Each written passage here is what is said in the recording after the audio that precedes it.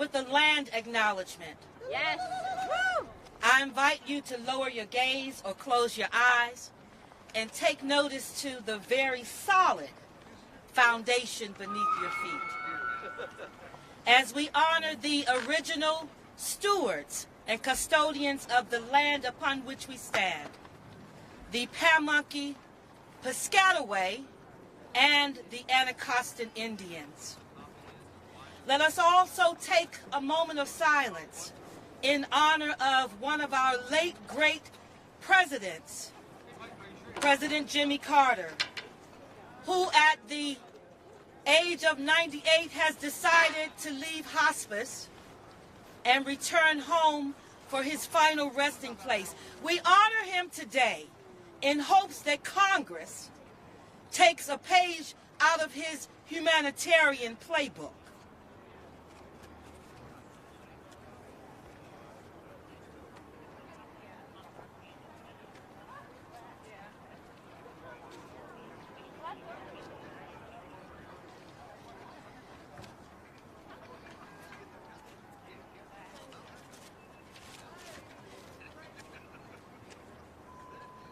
Thank you, ladies and gentlemen, and welcome to the Hands Off, No Cut rally. We're demanding that Congress make no cuts to Medicaid, Social Security, SNAP, and TANF. We want to directly tell Congress that you must put our economy and our communities before corporate interest. You must put our economy and our communities before corporate interest. That's right. There will be no more. Say no more. No more. No more. No more. No more. No more. No more protecting the tax loopholes for the rich and wealthy. There will be no more allowing shareholders and corporations not to pay their fair share of taxes, as opposed to cutting the programs for the least of these. What about our vulnerable citizens, our fragile citizens, our children, our disabled? Congress, you must smash ableism. Say smash. Smash. Ableism. Ableism. Smash. Smash. Ableism. Ableism. Smash. Smash. Ableism. Ableism. When democracy is under attack, what do? Stand up, fight back. I said, what do? Stand up, fight I back. said, what do? Stand up, fight back. When Medicare is under attack, what do? Stand up, fight back. What do? Stand up, fight back. What do? Stand up, fight back. When Medicaid is under attack, what do? Stand up, fight back. What do? Stand up, fight back. What do? Stand up, fight back. When TANF and SNAP are under attack, what do? Stand up, fight back. What do? Stand up, fight back. What do? Stand up, fight back. And now, ladies and gentlemen, I want to say that Congress is cutting these programs in an effort to lower the deficit. That ain't right. It ain't right. Shame! Shame. Shame! Shame. Shame! Shame. When they know very well the best way in a humanitarian spirit to lower the deficit is to tax the rich. Let me hear you say tax the rich. Tax the rich. Tax the rich. Tax the rich. Tax the rich. Tax the rich. Tax the rich. Tax the rich. And now we're going to hear from one of our esteemed congressmen, Congressmember Jan Schakowsky. Let's give her a round of applause. Hey, what are we going to do? Stand up, Fight back. Stand up, Fight back. I am so happy to join these incredible advocates in fighting for perhaps the most effective, the most important help that we can give to people, and that's to put food on the table, the SNAP program. That's right. Now, I want to talk to you a little bit about SNAP. First of all, it's really important to know that very sadly, we have seen a $95 a month decrease in what people on the SNAP program. We used to call that the food stamp program. This is the program that makes sure that people in the United States of America are not hungry and don't have to go to bed hungry. And this is a decrease in the SNAP program of $95 a month. Now, I want to tell you, for a lot of people, especially the millionaires and billionaires, what does that mean? $95 doesn't mean a doggone thing. But you should understand that 87% of households with children under the age of 18 were considered food insecure in 2021. 87%. This in the richest country in the world, at the richest moment in history. Shame on us. Shame on us. And so what we know is right now that 40 how many million Americans get the SNAP program? 40 million Americans. 40 million Americans rely on SNAP. Who are they? Okay, a lot of them are children. They are senior citizens. They are people with disabilities. Many are people who have worked all their lives. And still, in this great country, this rich country, cannot afford to put nutritious food on the table.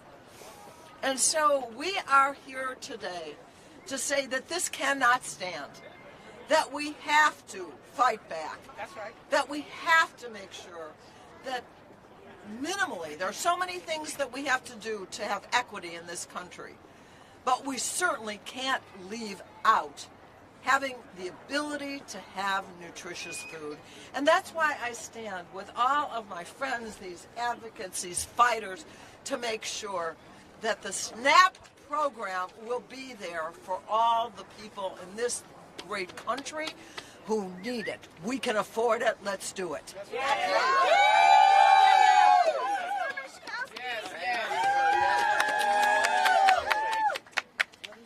Empty lunch tray. Empty. Empty. Thank you so much. And now we're going to hear from Congressmember Chuy Garcia, representing the great state of Illinois.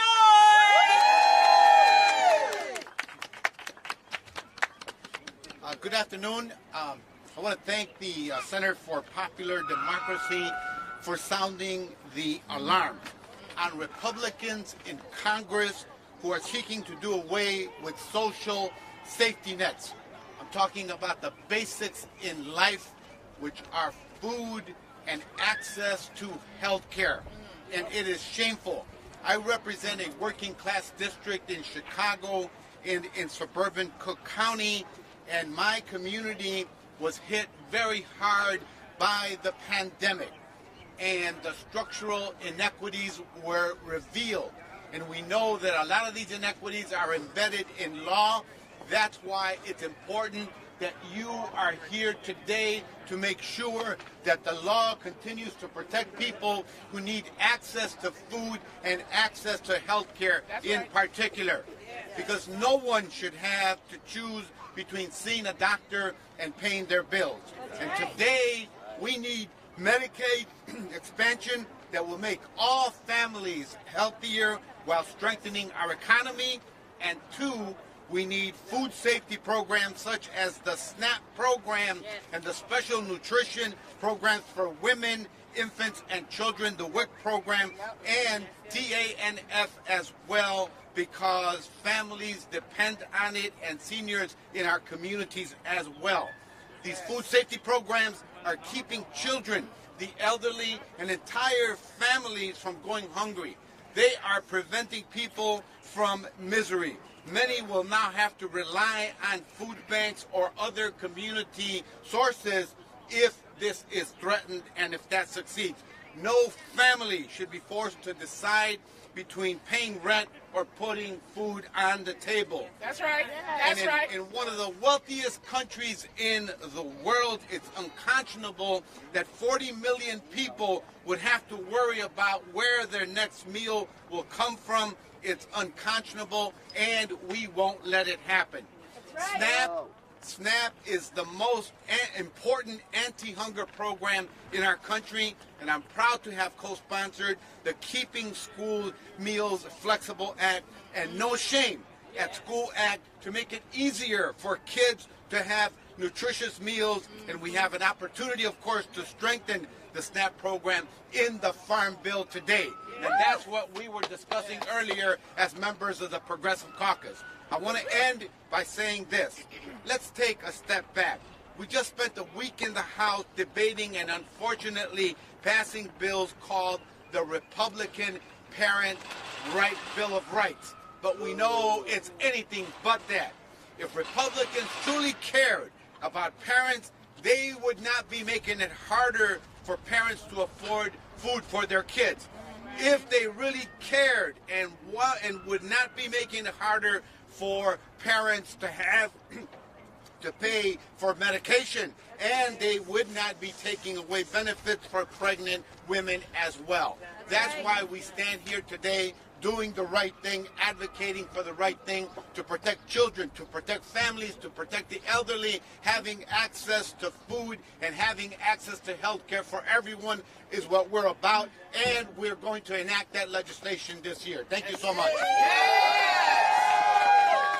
Show me what democracy looks like. This is what democracy looks like. Show me what democracy looks like. This is what democracy looks like. Thank you, Congressmember Garcia. Confirmation that no one should be poor because they're sick or sick because they are poor. We've seen what can happen when government works for us. The last Congress uplifted 2 million children out of poverty, expanded health care, and also created the most robust job market in a generation. That's right. We cannot allow a few right-wing extremists to turn us backwards. We've come too far to turn back now. We've come too far to turn back now. We've come too far To turn back now. We've come too far To turn back now. We've come too far. To turn back now. And now I want to bring to the podium my sister from another mister. Spaces in Action DC is married at the hip to Action North Carolina. And my life partner is April Jones.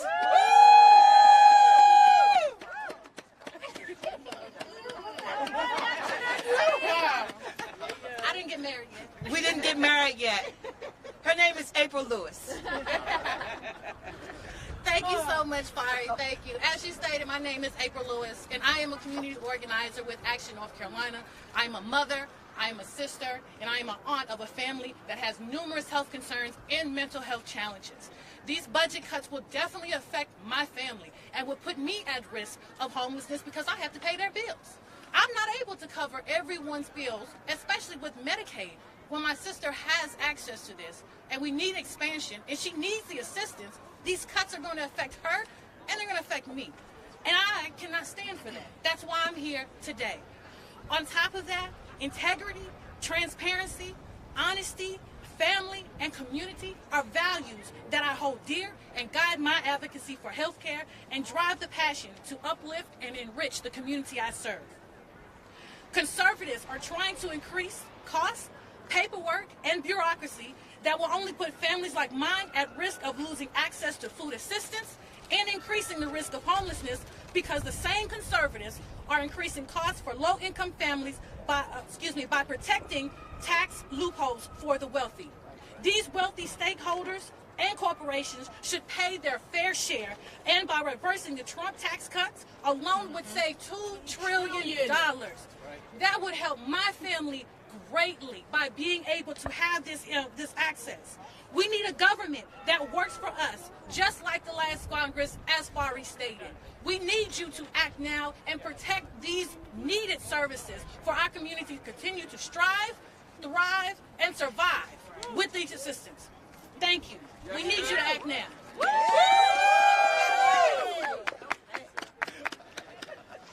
Thank you so much, April.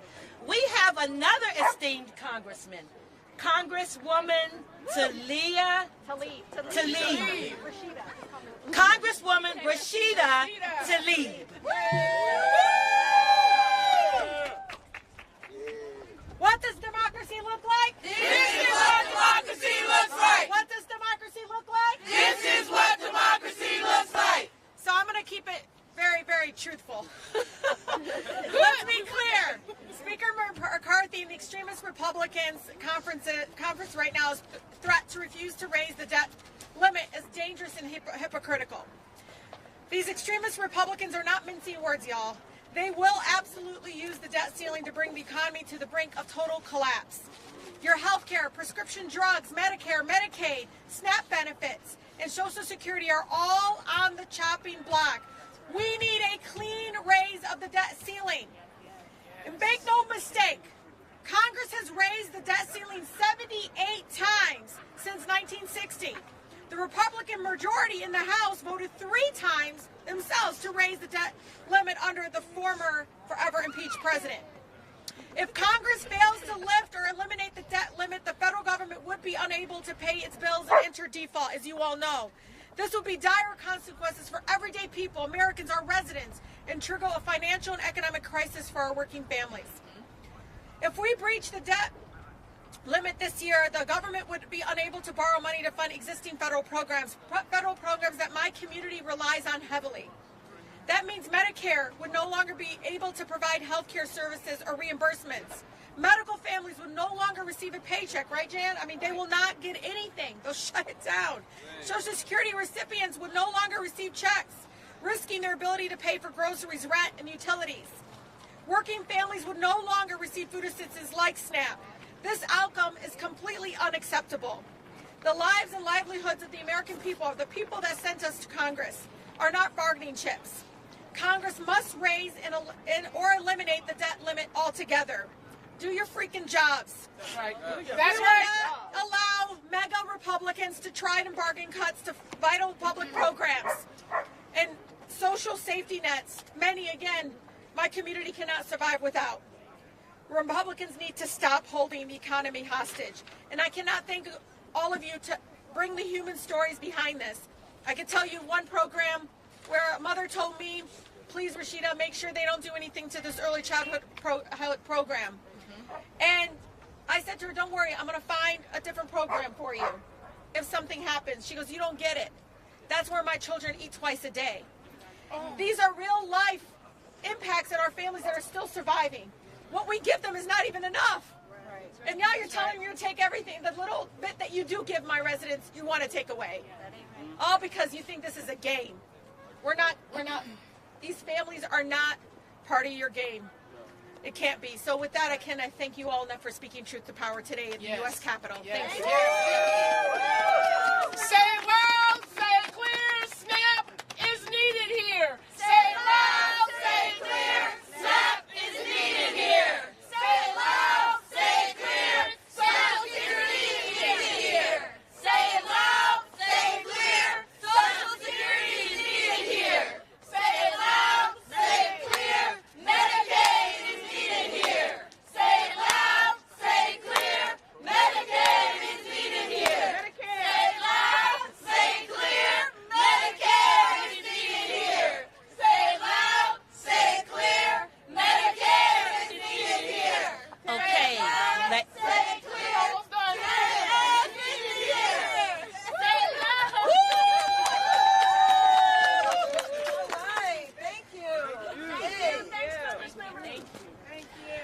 as we all know, nothing impacts, informs, or transforms our lives more than stories. It helps shift the narrative. It helps to put policies and programs into a right perspective.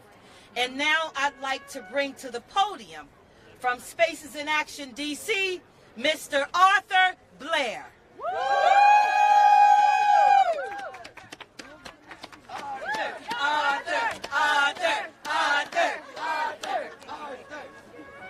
Well, first of all, I'm a walking example of what Medicare can do. I have been disabled at one point in my life to the point where I was bedridden mostly for about 3 years.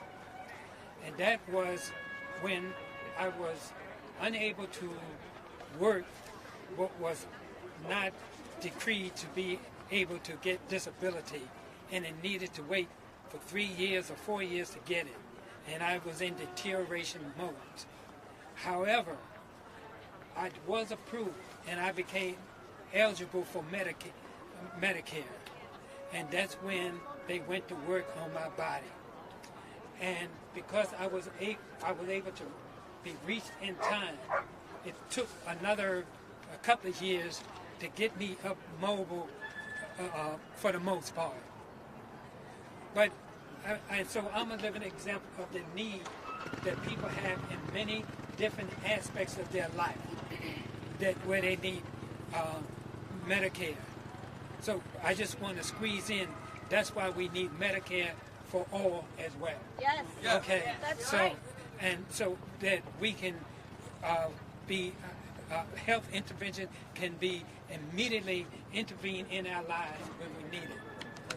But I want to move on to the fact that when we're talking about the Republicans who wants to cut Medicaid, who wants to cut Social Security, two words apply to them at this point.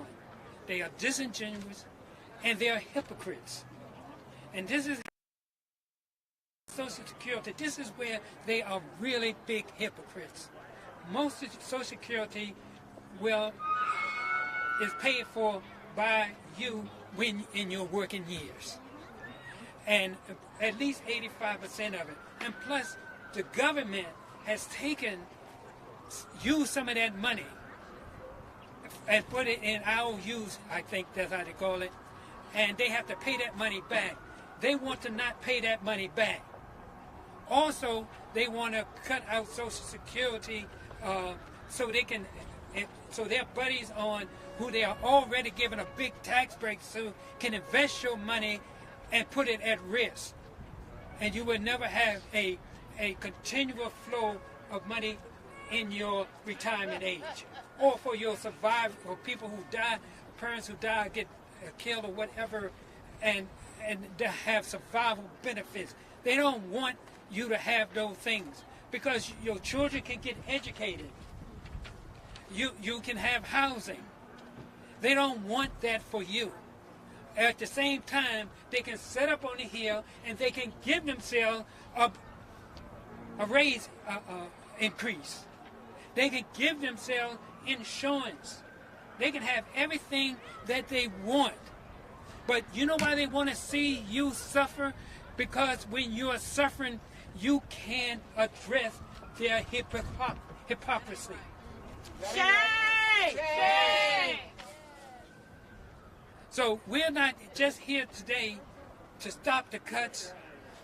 They don't need to do it, but because it's not needed.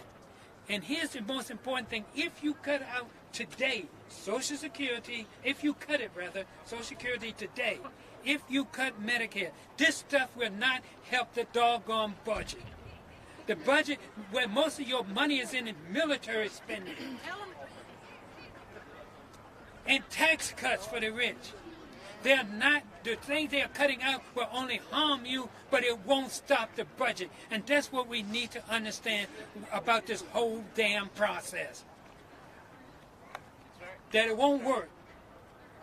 And also, I want anyone who is a congressman here to understand that every day a family is going to the emergency room because they do not have insurance right now. Yep. And by the time they get to the emergency room, their condition has been deteriorated to the extent that they should have had medical intervention at least 5 months ago in most cases. That's right. That's right.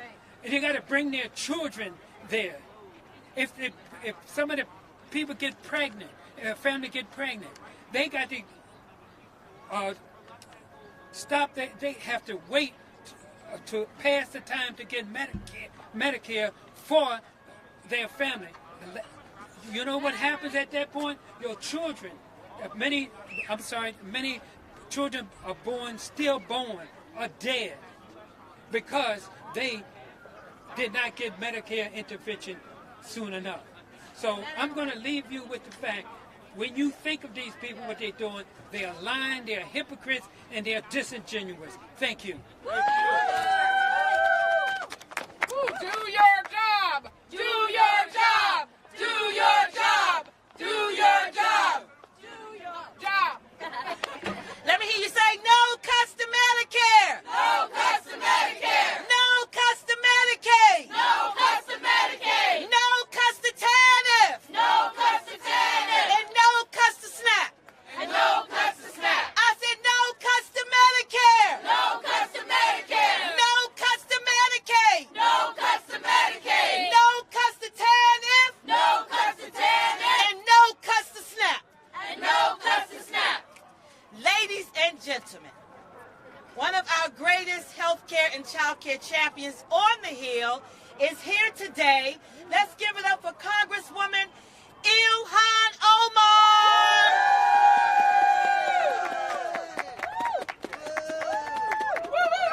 Thank you all so much for being out here, for sharing your stories, for making sure that the American people understand the evil policies that the Republicans are pushing forward.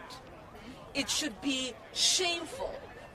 It should be shameful for them to go back on the promises that they made to the American people. They said we are going to use our majority to put Americans first. They said we are going to use our majority in making sure families are economically secure. But guess what they're doing? They are lying. They are now proposing cuts to domestic spending. They are saying $130 billion will be cut. And what is going to be on that cutting board? That cutting board is going to have SNAP. This is a program that helps people deal with hunger. It helps feed families. It supplements their income so that the mothers don't have to choose between eating and feeding their children. What else is going to be on the cutting board for the Republicans? Housing. Look around every single American cities. What you will see is so many people housing insecure. When we cut that funding, we are going to multiply and exacerbate that problem. What else is on the cutting board for the Republicans? What else? Social Security, Medicaid, and Medicare. You know they lie. They lie. They lie! They will say we did not run on cutting Social Security, but they're on the record. Multiple members within the Republican conference, both in the Senate, in the House, are on the record. We know that they say one thing and do another. And we are not going to allow for them to get away with that. No. Social Security helps people with disabilities, our elders, and those who are vulnerable in our communities. As my brother just said, when you look at how fractured our healthcare system is, we should be fighting for Medicare for all, and not cutting funding that helps supplement healthcare for so many Americans that need it. That's right. That's right. There was a Republican in my state of Minnesota who said he doesn't know and has not met a single person in Minnesota who's hungry. There are over 300,000 Minnesotans who are food insecure every single day. They tell you they are connected to the people. They tell you they are representing the American people. They tell you they talk to their constituents. But you know what? You know who they talk to? They talk to billionaires. That's right. They talk to millionaires. That's right. They talk to corporations. Because they are here fighting for tax cuts and welfare checks for billionaires and corporations. We want to make sure we are fighting for the American people. That's right. No child will go hungry on our watch. That's right. No person will have to worry about Medicare debt because they got sick. That's right. No child should be dying in the United States because their family can't afford insulin. That's right. What are we doing? They are abusing this majority that they have. I sit on the budget committee, and the kind of demands that these people are making in regards to betraying the most vulnerable among us is painful to watch. And we say no. We have your back. You sent us here. You're our boss. Because we know when you're housing insecure, you might end up on the streets. These people, they complain about not getting enough of a paycheck, and they can't afford housing in DC. They sleep in their offices that you all pay for. Now, I want the people to understand, when we talk about hypocrisy, when we talk about senselessness, when we talk about damage being done to the American people, it is not us, it is this Republican majority. That's right. Right? And so, you can count on us. Thank you. And we will continue to fight for you. Thank you for being here. Stay strong. Forward together! Not one step back. Forward together! Not one step back. Thank you so much. Let me hear you say, we are the economy. We are the economy! The people are watching. The people are watching! We are the economy. We are the economy! And the people are watching. The people are watching! We are the economy. We are the economy! The people are watching. The people are watching! Yes. And now, our final speaker for the day is from Action, North Carolina. Action! NC! Action! NC! Action! NC!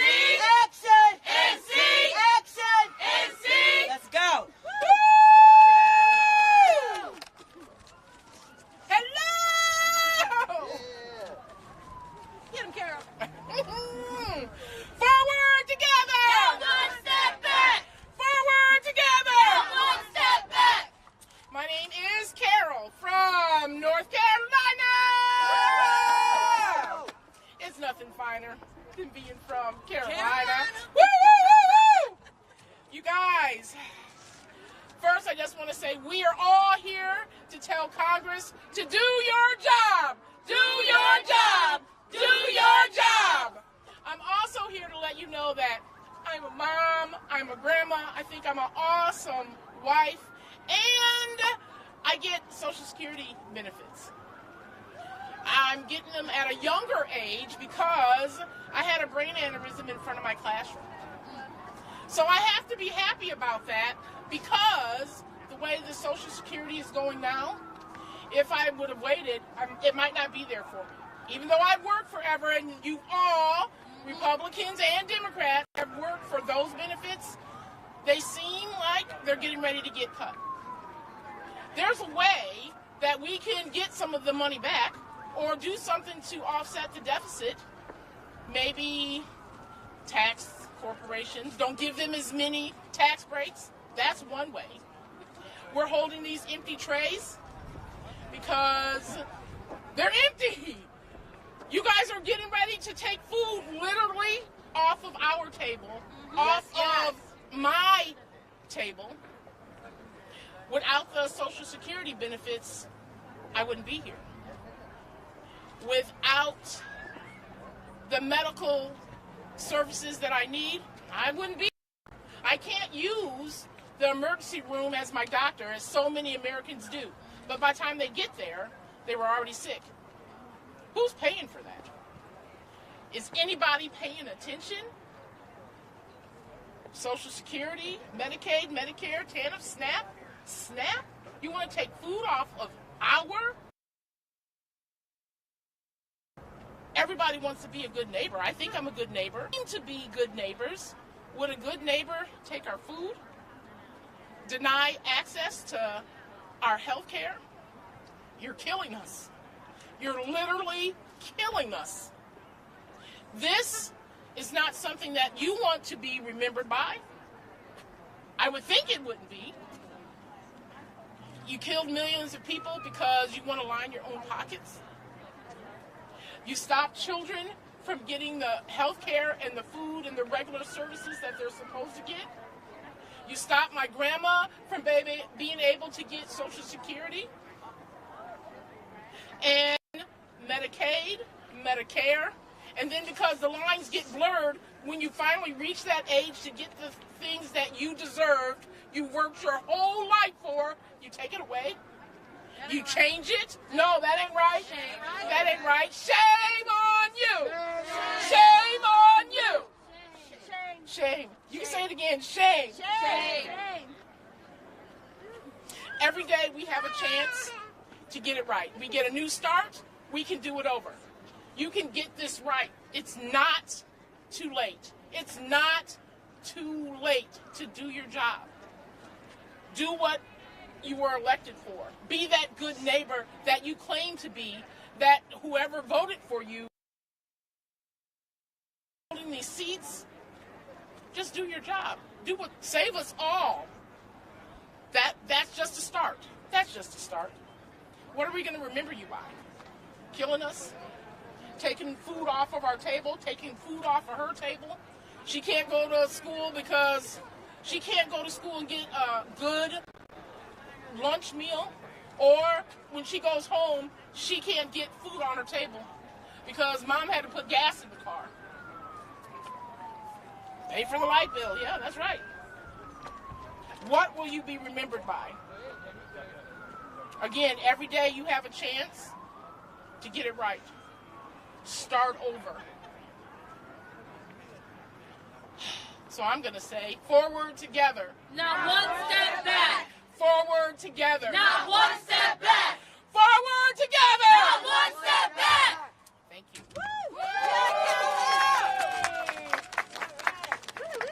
You did it. You did it. Thank you so much, Carol. And now, ladies and gentlemen, for our closing PSA, I introduce to some and present to others Rock Walker. You got it. Really loud. I just want to say,